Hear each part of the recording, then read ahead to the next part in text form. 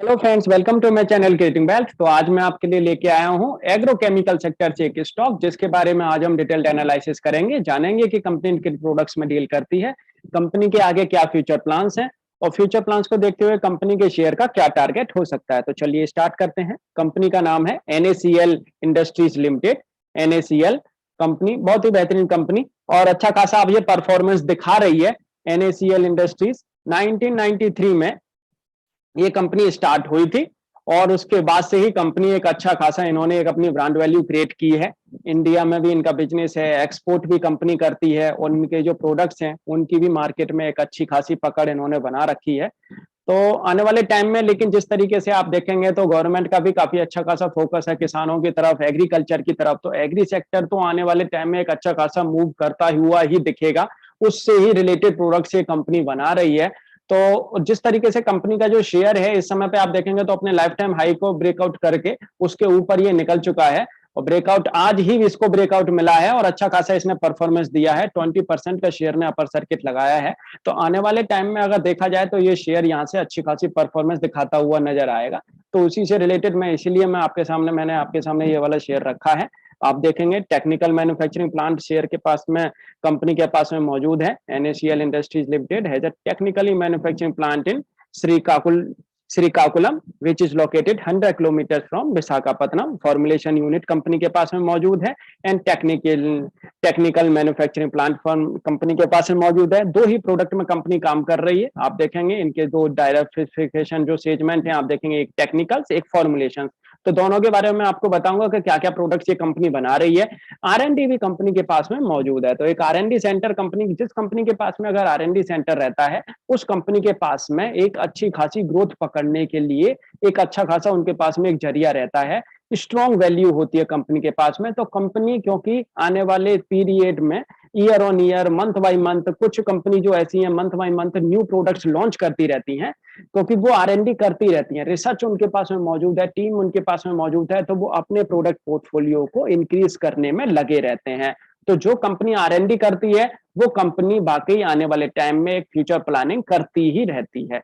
तो इसलिए कंपनी वही चूज करनी चाहिए जिनके पास में R&D एक अलग से हो, कंपनी जिसमें R&D करती रहे और आगे अपने प्रोडक्ट पोर्टफोलियो को बढ़ाती रहे, अपने प्रोडक्ट पोर्टफोलियो को बैलेंस करती रहे, अपने जो प्रोडक्ट जो उन्होंने जो बना रखे हैं उनकी क्वालिटी को एनहेंस करती रहे। तो उसमें कंपनी अगर काम करती है तो आने वाले टाइम में वो कंपनी एक सस्टेनेबल फ्यूचर जनरेट करती हुई एक कंपनी बन सकती है, बनती है।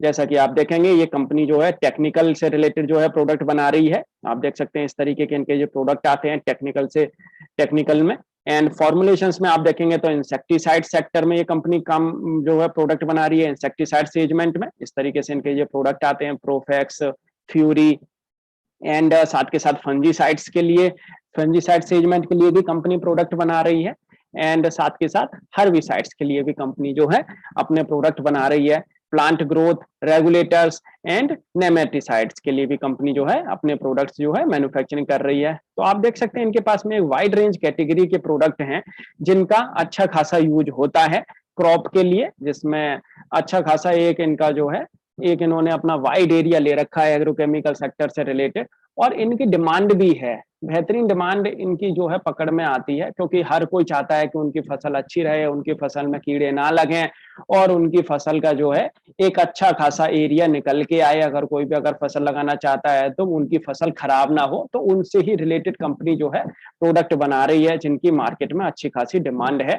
और आने वाले टाइम में ये डिमांड बढ़ती ही दिखेगी। जिस तरीके से आप देख सकते हैं तो प्लांट ग्रोथ रेगुलेटर्स जो ये कंपनी जो बना रही है तो बेहतरीन एक देखेंगे तो इनका प्रोडक्ट पोर्टफोलियो है NACL लिमिटेड का, NACL इंडस्ट्रीज लिमिटेड। रेवेन्यू अगर आप देखेंगे तो ये हाईलाइट मिली है इस बार Q4 की जो हाईलाइट आई है। अगर आप देखेंगे तो क्वार्टर ऑन क्वार्टर एक Q4 20 का अगर आप देखेंगे तो Q4 21 से अगर आप देखेंगे तो इसमें रेवेन्यू इनका जंप हुआ है, इबिटदा भी इनका अच्छा खासा बढ़ा है एंड ईयरली भी अगर देखेंगे तो ईयरली भी आप देखें तो ग्रोथ देखने को मिली है। FY20 से FY21 में ग्रोथ अच्छी खासी देखने को मिली है। प्रॉफिट में आप देखें क्या जबरदस्त ग्रोथ मिली है। आप देख सकते हैं पूरे ईयर FY20 की एंड 21 में आप देख सकते हैं 15 करोड़ का जो 15-16 करोड़ का जो प्रॉफिट था वो 50 करोड़ हो गया एंड 5 करोड़ का जो प्रॉफिट था वो 17 करोड़ हो गया FY20 में जो क्वार्टर 4 में जो इनका जो 5 करोड़ का जो प्रॉफिट आया था वो इस बार 17-18 करोड़ आया है। तो देख सकते हैं कंपनी किस तरीके से ये ग्रोथ दिखा रही है और किस तरीके से इनकी जो है आगे ग्रोथ बढ़ने के चांसेस देखने को मिलेंगे। मैं आपके सामने अभी आपको बताता हूँ कि क्यों कंपनी आगे ग्रोथ और दिखाती हुई नजर आएगी, क्योंकि कंपनी के पास में कुछ अपडेट्स हैं। एक तो कंपनी ने अभी जो है 1 रुपए पर शेयर का 0.15 अपना डिविडेंड दिया है, 15 पैसे का। And the company has successfully completed responsible care clarification and has been awarded use of the responsible care logo by Indian Chemical Council and apex body of the chemical industry in India. The R&D facility situated at Nandigaon village in the outskirts of Hyderabad, Rangareddy district, has been accredited for good laboratory practice. आप देख सकते हैं हर तरीके से इनको जो है एक वो मिले हुए हैं, सर्टिफिकेट मिले हुए हैं, कहीं कोई प्रॉब्लम नहीं है। एंड देखेंगे तो R&D centre of NECL which will help to grow export business. And साथ के साथ मैं आपके सामने रखूं कि कंपनी के पास में for the year and ending March 21, exports grew by more than 20% over the last year, which optimistic forecast for all the products and good order book. The outlook for FY 2022 is greatly encouraging. तो देख सकते हैं आप किस तरीके से इन्होंने जो है एक्सपोर्ट को अपना बढ़ा रहे हैं धीरे धीरे।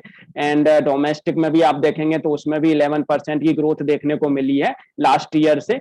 और साथ के साथ कंपनी जो एक ग्रीन फील्ड प्रोजेक्ट जो लगाने वाली है, a green field project is being set up for agrochemical and active ingredients, intermediates and formulations at Dahej in Gujarat with an outlay of around 200 crore. The capex will be undertaken via wholly owned subsidiary NACL SpecChem Limited and will be funded through a mix of internal accruals and debt. The new capacity is expected to come on stream during first quarter of FY 2022-23। तो देख सकते हैं आने वाले time में जिस तरीके का ये कंपनी जो एक ग्रीन फील्ड प्रोजेक्ट जो लगा रही है, उससे कंपनी को काफी अच्छा खासा आने वाले टाइम में एक फ्यूचर सस्टेन होता हुआ दिखेगा।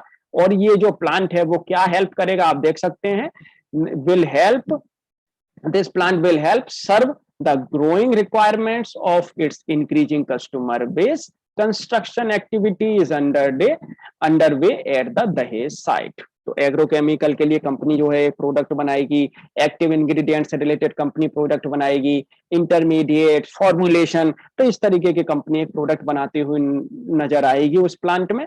और वो जो प्लांट है 2022-2023 के फर्स्ट क्वार्टर तक वो कंप्लीट हो जाएगा, मतलब उसमें अपना जो है काम स्टार्ट हो जाएगा, प्रोडक्ट मैन्युफैक्चरिंग का काम उसमें स्टार्ट हो जाएगा। 200 करोड़ रुपए का ये इनका एक ग्रीनफील्ड प्रोजेक्ट है। In addition to augmenting capacity substantially, NACL Industries Limited is also working to build a strong pipeline of product for global and Indian market through development and registrations. तो देख सकते हैं इनके पास में कुछ पाइपलाइन में product भी हैं जो इन्होंने बनाए हैं, जो मार्केट में ये धीरे धीरे ग्लोबल मार्केट में भी और इंडियन मार्केट में भी, अपनी डोमेस्टिक मार्केट में एंड ग्लोबल मार्केट में ये कंपनी उन प्रोडक्ट्स को उतारते हुए दिखेगी। तो यूं ही नहीं ये शेयर ऊपर जा रहा है, कुछ ना कुछ बैकग्राउंड में ऐसा कुछ काम चल रहा है जिस वजह से शेयर में ग्रोथ देखने को मिल रही है। शेयर के एक तो रिजल्ट अच्छे आ रहे हैं और कंपनी भी आगे एक फ्यूचर सस्टेनेबल एक अपना जो है काम करने में लगी हुई है, जिससे कि आगे फ्यूचर सस्टेन होता हुआ दिखे। और आप देखेंगे कमेंट्री जो है एमडी की जो कमेंट्री आई है आप देखें, उसमें आपको मैं एक बार बताता हूं जो कमेंट्री जो आई है, आप एक बार, the results for quarter 4 have been heartening with every passing quarters. The company has been achieving increasing sales and profits despite the numerous challenges posed by the government. NACL remains resolute in its pursuit of progress by adapting, innovating and preserving. The company is making substantial investment in its manufacturing capabilities and working of many products with the intent to consolidate its market position and grow sustainably. the prospects of the economy returning to strong growth, increasing competitiveness of the manufacturing sector, prediction of good monsoon and supported expansion over well of the company which is in a state of resurgence।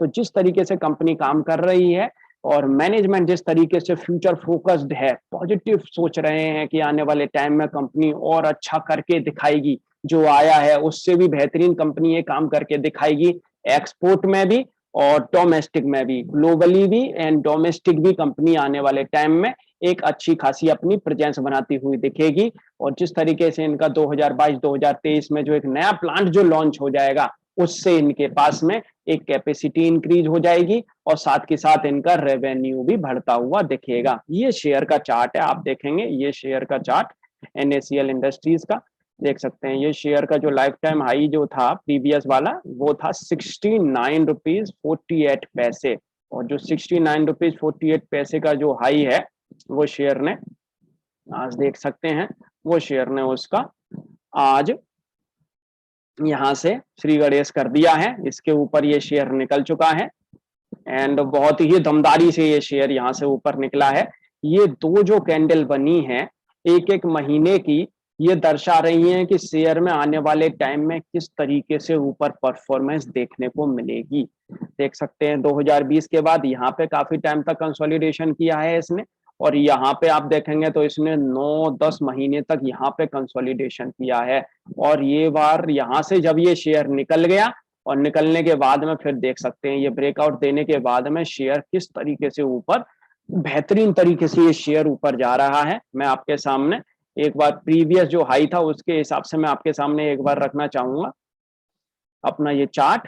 तो chart में आप देखेंगे तो share ने ये वाली जो candle में ये जो ब्रेकआउट दिया था एक महीने का, तो ये एक महीने की ये जो कैंडल बनी है 61.8% के रेजिस्टेंस को इसने ब्रेक करके उसके ऊपर सस्टेन किया, और सस्टेन करने के बाद में आप देख सकते हैं कि इस महीने की ये वाली जो कैंडल बनी है, एक तो रिजल्ट भी बेहतरीन आया है, उसकी वजह से भी इसमें बहुत अच्छा खासा टर्न देखने को मिला है और आगे ग्रोथ प्रोस्पेक्टस भी अच्छे हैं। तो फ्रेंड्स अगर आप इस शेयर को लॉन्ग टर्म के लिए अगर परचेस करना चाहते हैं तो बेझिझक आप इसे परचेस करें, और नीचे आपको जो इसमें एक स्टॉप लॉस लगा के चलना है, वो स्टॉप लॉस लगा के चलना है आपको 62 रुपीज का।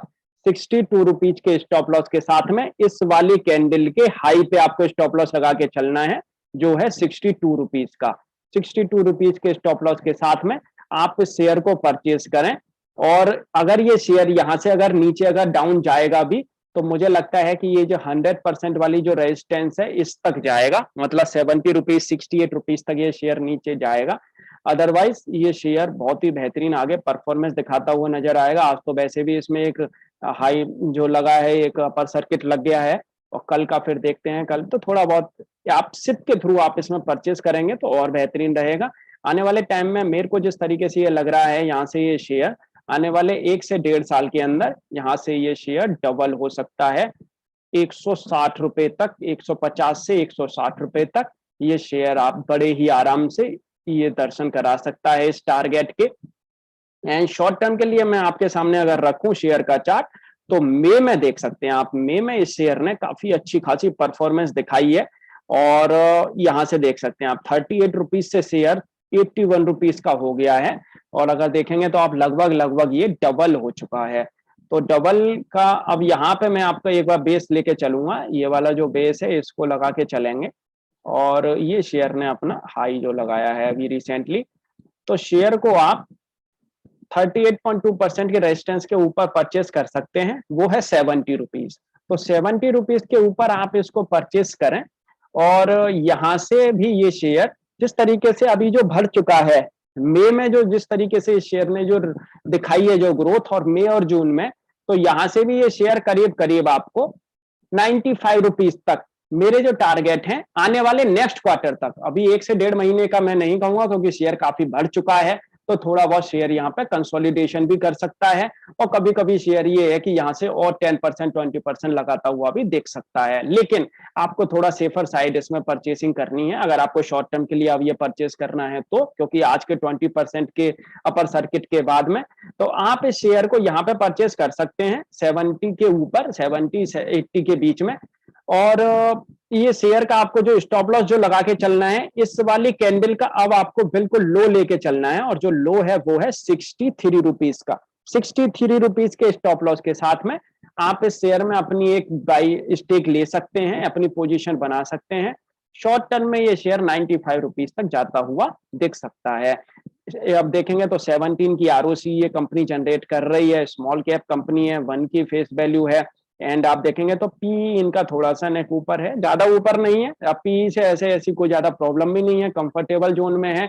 और जिस तरीके से कंपनी ग्रोथ दिखा रही है, पी अगर ऊपर चला भी जाता है तो कहीं कोई प्रॉब्लम नहीं आने वाली है, बस थोड़ा सा एक वो रिस्की हो जाता है। एंड प्रोमोटर्स की अगर आप होल्डिंग देखेंगे तो प्रमोटर्स अपनी होल्डिंग जिस तरीके से इन्होंने यहाँ पे सितंबर में जो होल्डिंग को जो कम किया, और उसके बाद में देख सकते हैं फिर उन्होंने दोबारा से उसको इंक्रीज करना स्टार्ट कर दिया है। एफआईआई के पास भी होल्डिंग मौजूद है। तो फ्रेंड्स, आपको ये शेयर कैसा लगता है आप मुझे कमेंट करके बता सकते हैं, और आपको अगर इस शेयर पर अगर कोई भी क्वेरी है आप मुझे कमेंट करके पूछ भी सकते हैं। Thank you.